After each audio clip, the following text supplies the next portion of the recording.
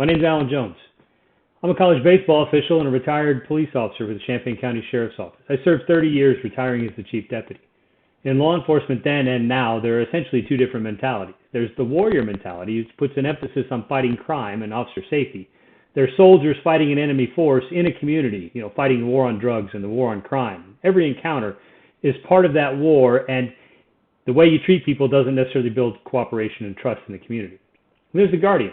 The guardian mentality puts an emphasis on protecting the community, creating and strengthening relationships with the people in that community. Rather relying on force or enforcement tactics, they rely upon communication skills and cooperation. The guardian mindsets believe that officers can be trained to be tactically safe without approaching every citizen as a potential enemy combatant. Now, how does that relate to officiating? I think there's some similarities. While we're not dealing with life and death encounters on the baseball field, we do have some that treat every game or encounter with a coach or a player as a war with an enemy. I believe we should embrace the guardian mentality. We should treat everyone like a gentleman or a gentlewoman, not because they are, but because we are. To be better officials and people, I believe we should focus more on communication, conflict resolution, and de-escalation skills. It truly does take two to argue. We should remain neutral in our mindset, use communication skills to address the contention, and resolve the problem then and there. Lastly, the guardian mindset does not exclude the warrior skills.